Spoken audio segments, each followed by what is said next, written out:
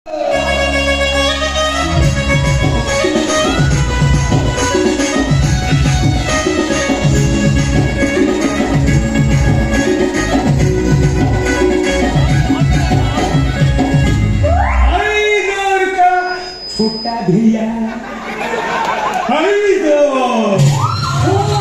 ओ बापा ना गिरांड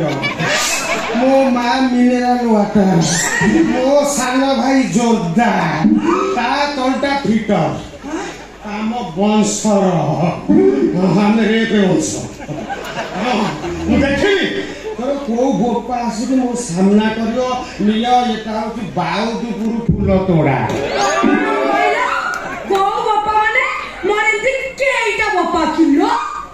तो माँ को पचारे सी कहल केतेटा दिलेट हेले केतेटा भिड़ी है गयो ना मु पूरा तेरे की अने प्रेम रे अनो तमे कोन इंग्लिश तो गाइलोनी मो कथा टिके सुनो तमे मते बाहाई के तमे घर को नहीं चलो मो तमे बिना रहि परिबिनी सकाळे संध्यारे राती रे सब बेले कहले तमे तो मने पडुचिलो तमे भाबिले ना मते भारी कष्ट होचिला ओ तम कथा मने पड़ी गेला को तम कथा रे मोर मने पड़ी जाउची मो तळ पेट गोते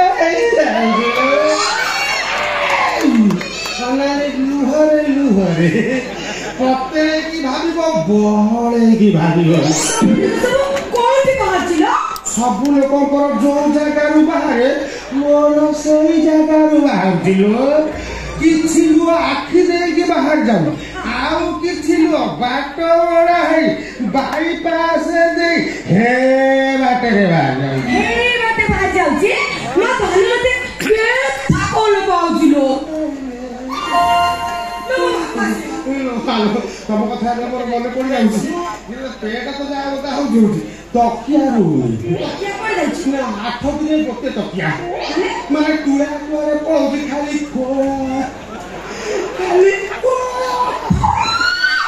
से तुला सब कोठी जाउची ना किछि दुळा उडे खटिया उको किछि दुळा ताके चाले किछि दुळा ताके चाले आउ किछि दुळा मोठाते बाहरे आउ किछि दुळा मोठाते बाहरे किछि दुळा पाकुली सददिनो किछि दुळा पाकुली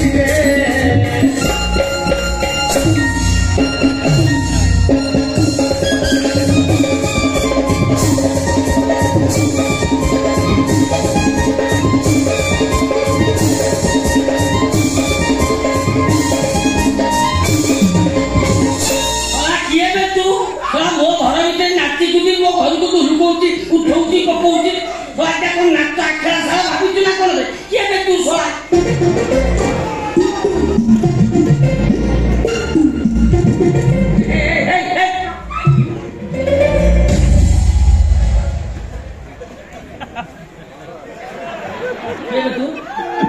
तू के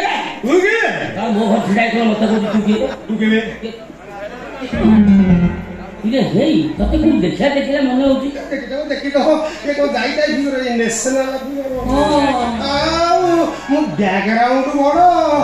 देखि दिबो हम भारत प्रधानमंत्री स्वर्गीय इंदिरा गांधी मर्डर केस रे मु पेपर रे बाहर कर फ्रॉड पेपर देखि दिबो एला एई निकट रे इराक राष्ट्रपति माने विभिन्न घटना मले सेही केस रे सब जेते टीवी अछि आज तक विभिन्न टीवी रे मु फ्रॉड रे बाहर आगे सकाळू ये बा हाय दो रो भाई दो ये ना तारा डाना तो हां बैन ऑफ डेंजर बोल बापा यार ना ये लंबा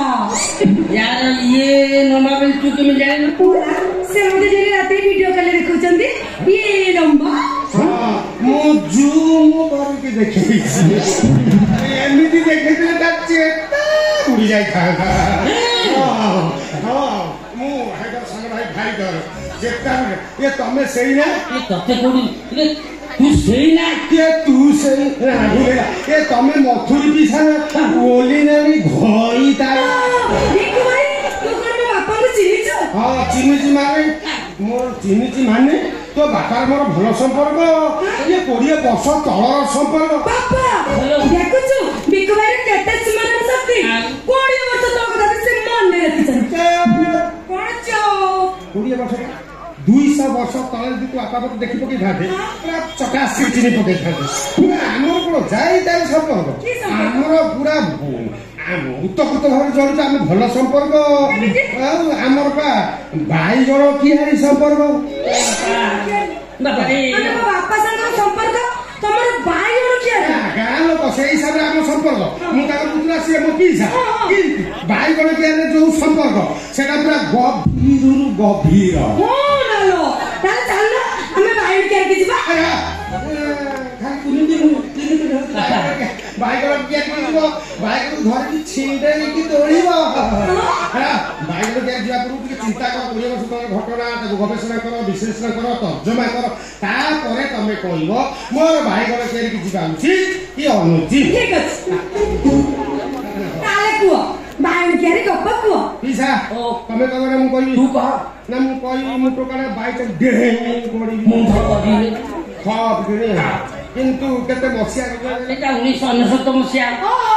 ଯୋଉ ମସିହାରେ ବାତ୍ୟା ହେଇଥିଲା ଝିଅର ଅଛି 1999 ମସିହା ଡିସେମ୍ବର ମାସ, ପ୍ରବଳ ଶୀତ, ବାପ ହାଟ ଭଙ୍ଗା ଶୀତ, ବିଛଣା ଉଠିବାକୁ ଇଚ୍ଛା ହବନି। ସେଇ ଶୀତରେ ତୋ ବାପା ମୁଁ ବାଇଗଣ ଚୋରି କରିବା ପାଇଁ ଚାଲେ। ବାଇଗଣ କିଆରି ବାଇଗଣ ହେଇଛି, ଆମେ ଯାଇକି ତୋ ବାପା ମୁଁ ପହଞ୍ଚିଗଲୁ ବାଇଗଣ